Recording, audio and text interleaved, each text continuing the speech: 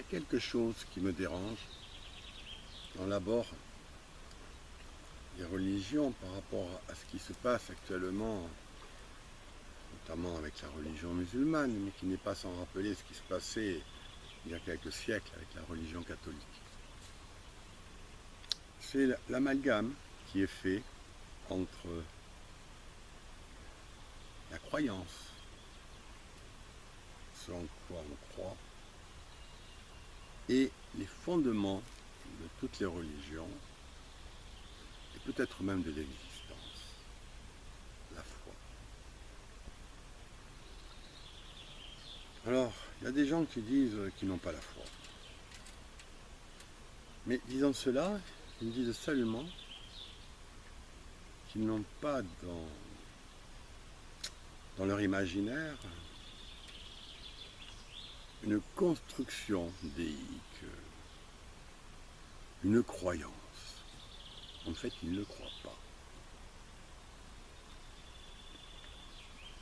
La foi et croyances sont souvent amalgamées. On parle de foi en parlant de croyances et on mélange les religions et la foi.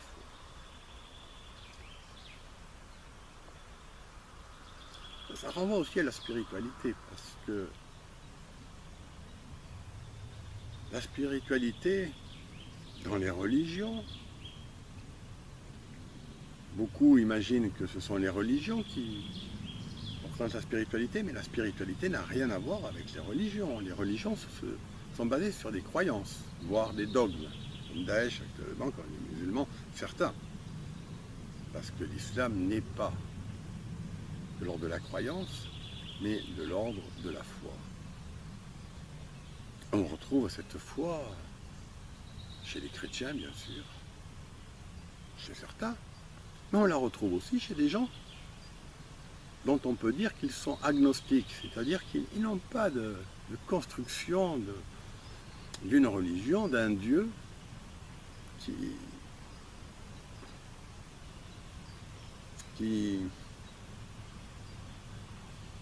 ils sont athées. Ça n'est pas sans me rappeler cette personne qui, à un moment, elle ne croit pas en Dieu, elle est athée. À un moment, parlant de la croyance et de la foi, je lui ai dit que dans la mesure où on est intimement persuadé de quelque chose, on est dans la foi. La foi est un ressenti. C'est pas une croyance, c'est pas dans la tête. C'est au fond de notre être. C'est quand on est persuadé de quelque chose. Si on est persuadé d'exister, on a cette conscience de l'existence, on est persuadé d'exister, mais on a foi en notre existence. Et c'est ça la foi. Après, ce qu'on peut croire, c'est secondaire. L'important, c'est l'être. Alors il y a quand même des choses importantes que j'aimerais dire, c'est que pour bien séparer la foi et la religion, et la foi et la croyance, la religion, moi j'aurais tendance à penser que la religion, c'est une construction matérialiste de la spiritualité, c'est-à-dire ce n'est pas la spiritualité, c'est un imaginaire autour de la spiritualité, qui vaut ce qu'il vaut, toute hypothèse est valable. Mais ce qu'on a pu voir par rapport justement à la croyance, et notamment avec Daesh, c'est évident, avec cette frange minimale, ce qu'on a pu voir avec Daesh, ce qu'on peut voir actuellement, c'est qu'ils sont pris par des croyances. Des croyances presque archaïques, quand on pense qu'ils imaginent qu'il y aurait un Dieu avec un paradis, avec des vierges. On croit rêver, là on est dans le délire. Sur le plan philosophique, sur le plan du raisonnement humain, à ce moment-là, je crois que les- les pratiques, l'imaginaire tribal est quand même plus évolué. Hein. Les Kanaks qui pensent qu'effectivement il y a les aïeux qui sont en haut et qu'il faut protéger la terre parce que la terre appartient aux aïeux, c'est tout à fait respectable. Mais là, Daesh, sous prétexte de l'islam, du Coran, ils vont dans... À cause de leurs croyances, ils vont vers la destruction. Oh, mais en son temps, hein, l'Église catholique, elle n'a pas fait mieux, hein, parce que il y a quand même des gens qui, au nom de Jésus, au nom de Dieu, ont tué. Et ça, c'est inacceptable. La croyance de tout temps, finalement, quand on croit quelque chose dans sa tête, hein, on va le défendre comme quelque chose d'important pour soi, moi je dirais pour son orgueil, pour son narcissisme. On va défendre cette croyance, quitte à détruire ceux qui vont s'opposer à cette croyance. Et la foi, c'est l'inverse. La foi, elle réunit, la foi, elle est universelle.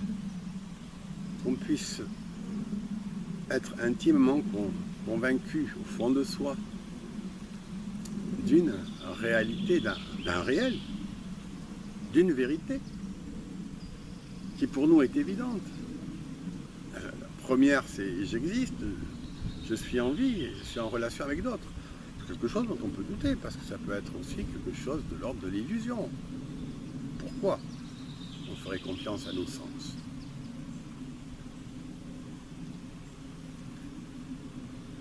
Donc, si j'ai envie de faire passer ce message, cette différence fondamentale qu'il y a entre la foi et la croyance, c'est que la croyance est quand même à l'origine de toutes les guerres, de tous les conflits. La foi, elle est universelle. Et on s'y retrouve tous, quelles que soient nos croyances. Les croyances, il y en a autant d'individus sur Terre, puisque chacun est nanti d'un appareil à croire, qui est la pensée, qui est la conscience et la pensée, et puis l'idée qu'on se fait des choses. Mais la foi c'est cette rencontre avec l'autre, non pas dans ce qu'il croit, mais dans ce qu'il est. Alors, un élément supplémentaire, parce que la croyance suppose une vérité. On cherche la vérité. Mais quelle est la vérité? La vérité, il y en a forcément une. Il y a une vérité universelle, la même pour tous. Mais on ne pourra jamais la savoir. C'est pas possible. Parce que si on arrive à dire je sais la vérité, ben, ça sera la mienne. Ça ne sera pas celle des autres. Ce ne sera pas la vérité universelle. Ça sera une idée que j'ai de la vérité que je vais nommer en essayant d'analyser ce que je ressens. La vérité, et je finirai là-dessus. La vérité, ça ne se sait pas, ça se vit intensément, chaque jour. Et peut-être que la sérénité, c'est renoncer à la savoir, cette vérité, pour simplement la vivre. Je vous remercie de m'avoir écouté. Je crois que c'est important, l'échange.